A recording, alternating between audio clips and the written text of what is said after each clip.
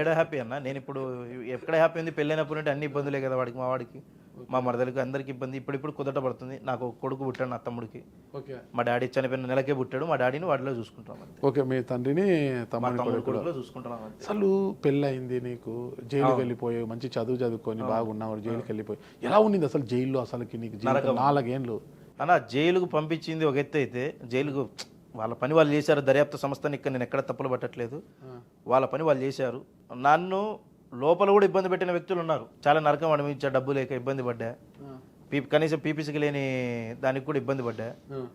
Kadapa jail అయితేనేమి Chanchalguda jail అయితేనేమి చాలా ఇబ్బందులు పడ్డా కొంతమంది వ్యక్తులు నాకు పరిచయస్తులు అమౌంట్లు పంపేయడం నా మంచి కోరే వ్యక్తులు బాబాయ్ అలాంటి వాళ్ళు ఒక ప్రశ్న అడుగుతా చెప్పండి వివేకానంద రెడ్డి గారు సునీల్ యాదవ్ గారి తల్లిపై బెంగళూరులో కొన్ని ఆస్తులను పెట్టారు ఆస్తులు పెట్టారా నా తల్లి పేరుతో షేర్స్ పెట్టారు అన్న ఆరోపణలు నా తల్లి గారి పేరుతో పెట్టాల్సిన అవసరం వివేకానంద రెడ్డి గారికి ఏం అవసరం వచ్చింది సునీల్ అంత నమ్మిన బంటు వివేకానంద రెడ్డి గారికి సునీల్ యాదవ్ పేరుతో వివేకానంద రెడ్డి గారి ఆస్తులు ఉన్నా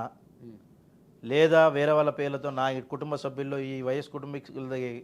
వాళ్ళ ఆస్తులు మా పేర్లతో ఉన్నా మీకు రాయిస్తామన్నా మీకే రాయిస్తాం తీసేయాలా ఏమే ఈ పాయింట్ పెట్టుకో అన్న తప్పే ఉంది పర్వాలేదు కదా పర్వాలేదు మా పేర్లతో లేవు ఓకే ఉంటే మీకే రాయిస్తాము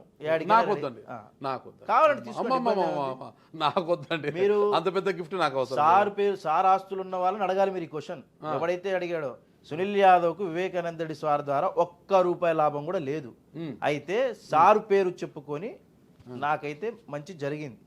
ఉన్న వాస్తవం సార్ ఫేమ్ నా మీద ఉంది అంతో ఇంతో ఇప్పుడు కాదు అప్పుడు సార్ ఫేమా అంటే వివేకానంద రెడ్డి దగ్గర పనిచేసినటువంటి సునీల్ యాదవ్ని పెళ్లి చేసుకుంది ధనలక్ష్మి నా భార్య పేరు సార్ దగ్గర ఉన్నాను కాబట్టే నాకు ఆ పిల్లని ఇచ్చారు ఎవరు సార్ చనిపోయినాక నా పెళ్ళైంది లవ్ మ్యారేజ్ ఇది లేదు అరేంజ్ మ్యారేజ్ అరేంజ్డ్ మ్యారేజ్ వాళ్ళ నాన్న ఏం చేసేవారు వివేకానంద రెడ్డి గారి దగ్గర వాళ్ళ నాన్న ఏం చేయడు ఎవరు ఏం చేయరు ఓకే సార్ చనిపోయినాక సార్ చనిపోయింది మార్చిలో నా పెళ్ళైంది June 21 అన్న ఓకే అంటే అప్పటికే ఆ కేసులో మీరు ఉన్నారని తెలిసిందే కేసులో లేను కదా వాళ్ళు ఎంక్వైరీ చేసుకున్నారు అప్పటి డిఎస్పీ గారి దగ్గర ఎంక్వైరీ చేసుకున్నారు మా భార్య అటువంటి వాళ్ళు అప్పుడు టీడీపీ ప్రభుత్వంలో కీలక ఇప్పుడు ఏటుగా ఉన్నారు కదా మీరు అవును పెళ్ళప్పటికి ఇంకా లేదు 2019 లేదు 20 లేదు 21 వచ్చింది నా పైన ఏటు ఓకే ఓకే నేను క్లీన్ చిట్తో వచ్చిన సిట్ టీంలో క్లీన్ చిట్తో వచ్చిన థర్డ్ సిట్లో క్లీన్ చిట్తో వచ్చిన